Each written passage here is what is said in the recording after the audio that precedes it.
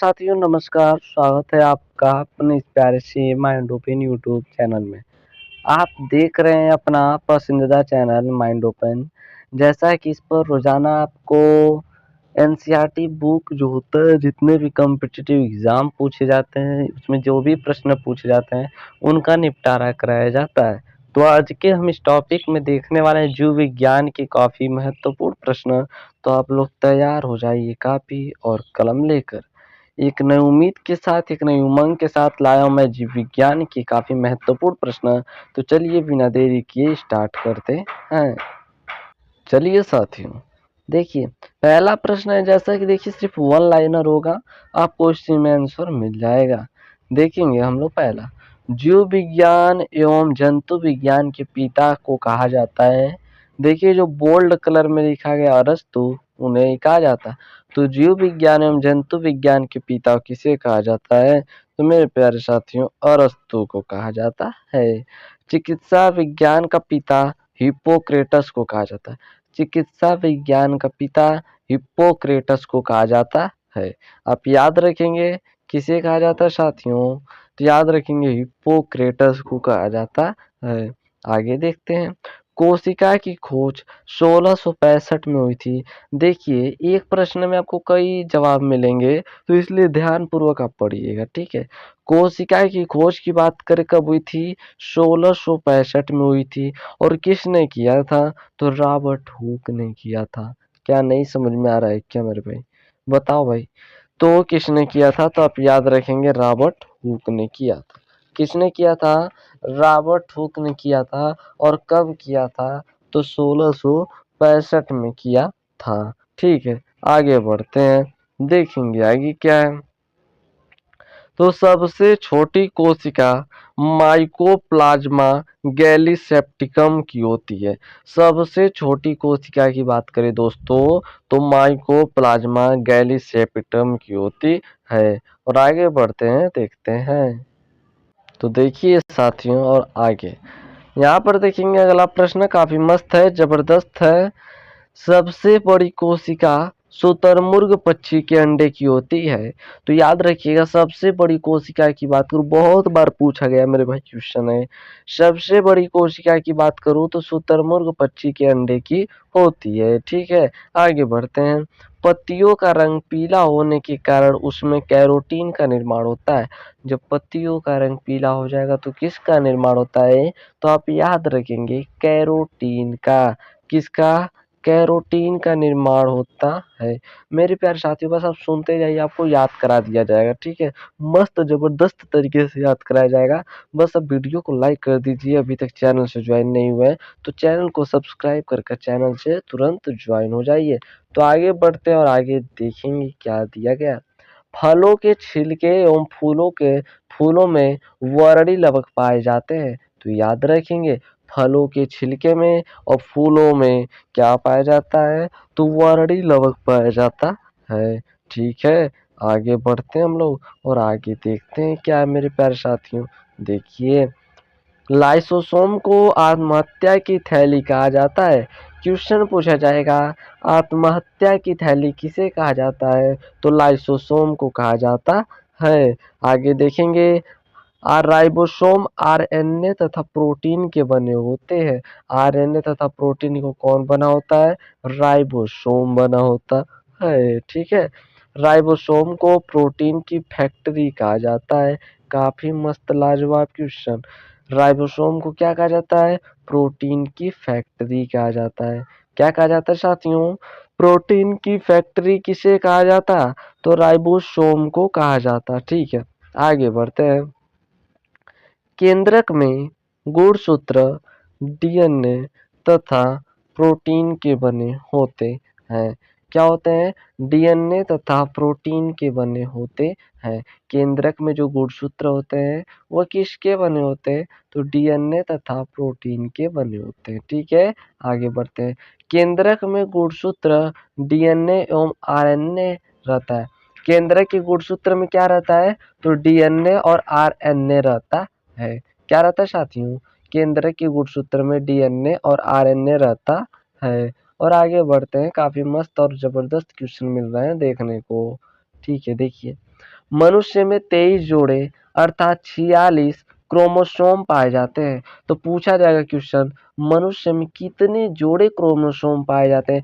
तो 23 बोलेंगे, सॉरी 23 बोलेंगे। और पूछा जाएगा क्रोमोसोम की संख्या कितनी होती है मनुष्य में? तो आप 46 बोलेंगे। क्या बोलेंगे साथियों? 46 बोलेंगे। ठीक है, आगे बढ़ते हैं। डीएनए एक प्रकार का है, क्या है? न्यूक्लिक अम्ल है। डीएनए एक प्रकार का क्या है मेरे प्यारे साथियों? न्यूक्लिक अम्ल है। आगे देखते हैं, कोशिका विभाजन में जीव में प्रजनन एवं वृद्धि होती है। जब कोशिका विभाजन से क्या होता है? जीवों में प्रजनन एवं वृद्धि होती है। ठीक है, आगे बढ़ते हैं और आगे देखेंगे क्या दिया है दोस्तों।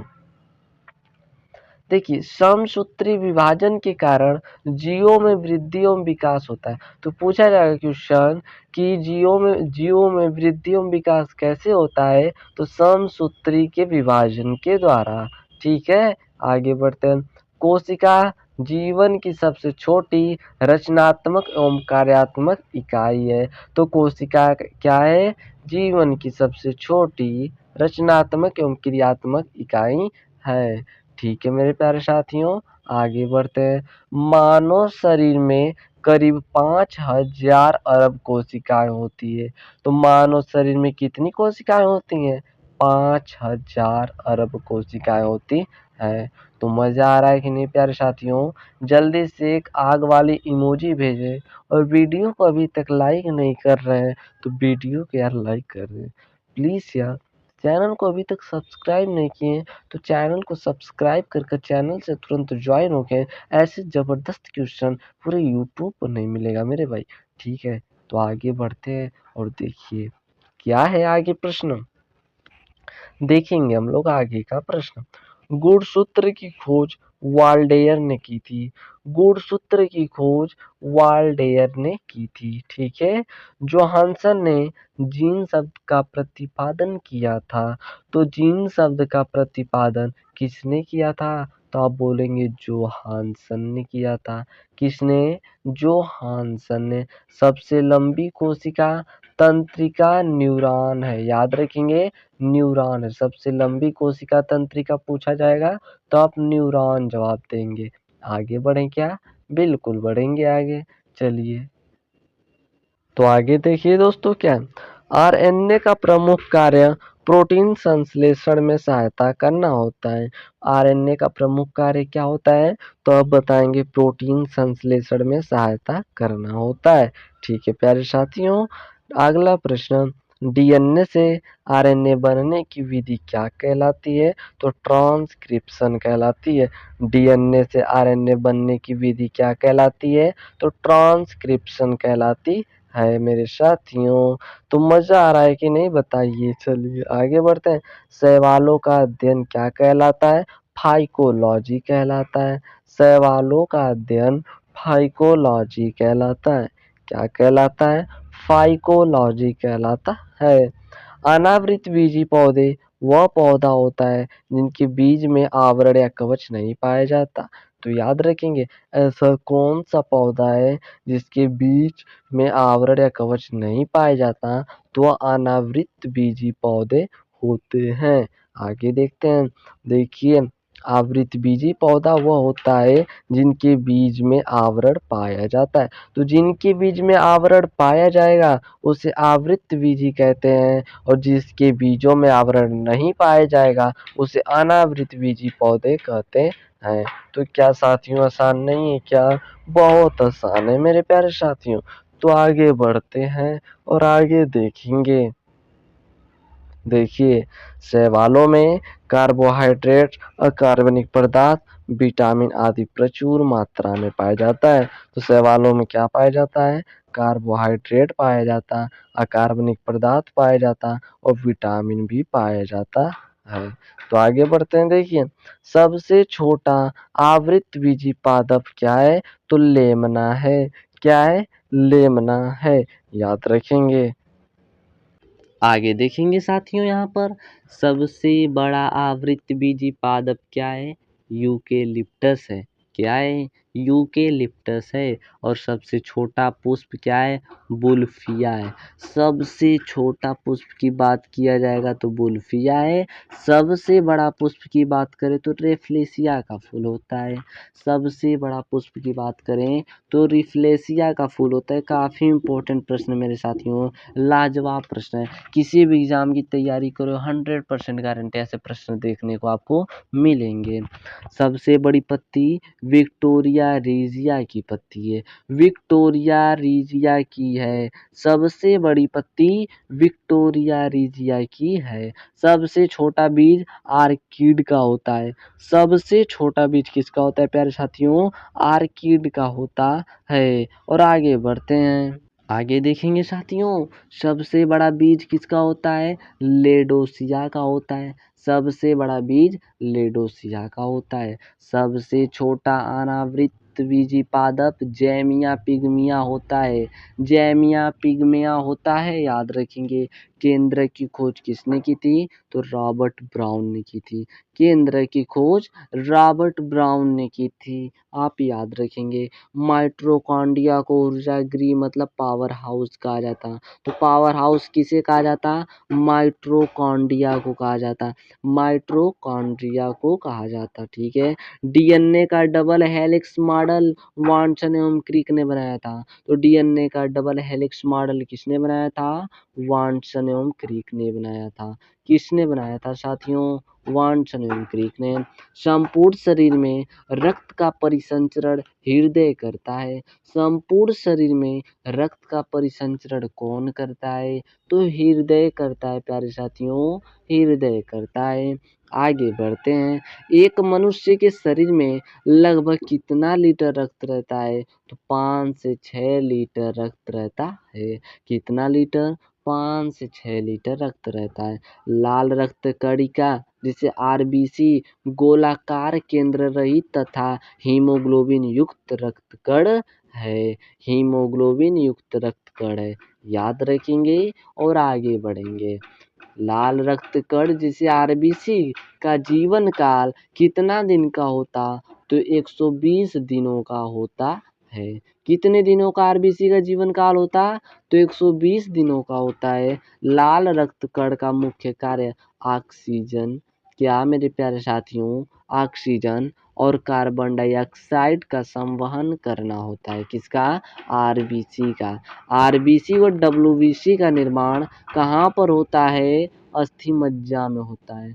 आरबीसी और डब्ल्यूबीसी का निर्माण अस्थि मज्जा में होता है।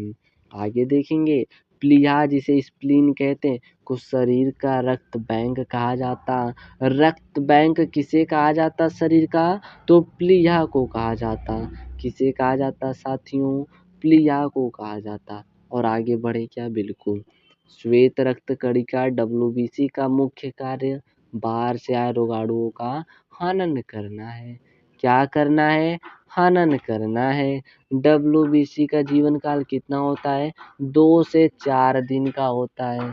2 से 4 दिन का होता है। मनुष्य के हृदय की धड़कन की गति 72 बार प्रति मिनट होती है। तो 72 बार क्या होता है? मनुष्य के हृदय की धड़कन की गति होती है। आगे बढ़े क्या मेरे प्यारे साथियों? चलिए, मनुष्य के शरीर में रक्त की मात्रा शरीर के बाहर का लगभग 7% होता है। कितना परसेंट होता है? 7% होता है। और आगे बढ़ते हैं, एक बार रक्त संचरण पूरे शरीर में 23 सेकेंड लगता है। एक बार रक्त संचरण पूरे शरीर में करने में कितना सेकेंड? 23 सेकेंड। कितना सेकेंड? 23 सेकेंड। रक्त समूह की खोज कब की गई? 1901 में लैंड स्टीनर ने किया था। रक्त समूह की खोज 1901 में लैंड स्टीनर ने किया था। रक्त समूह क्या होता है? ओ ग्रुप का हुआ, ए ग्रुप का हुआ, ए बी ग्रुप का हुआ, इसी को रक्त समूह कहते हैं।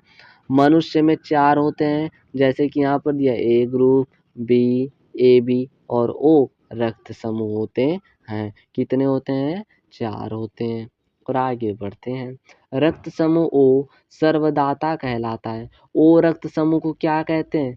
सर्वदाता कहते हैं। यूनिवर्सल ब्लड डोनर कहलाता है। रक्त समूह ए बी क्या कहलाता है? सर्वाग्राही कहलाता है। काफ़ी इंपॉर्टेंट प्रश्न है मेरे भाई, काफ़ी इंपॉर्टेंट प्रश्न है। सर्वदाता की बात करें तो रक्त ओ को कहते हैं, और सर्वाग्राही की बात करें तो रक्त समूह ए बी को कहते हैं।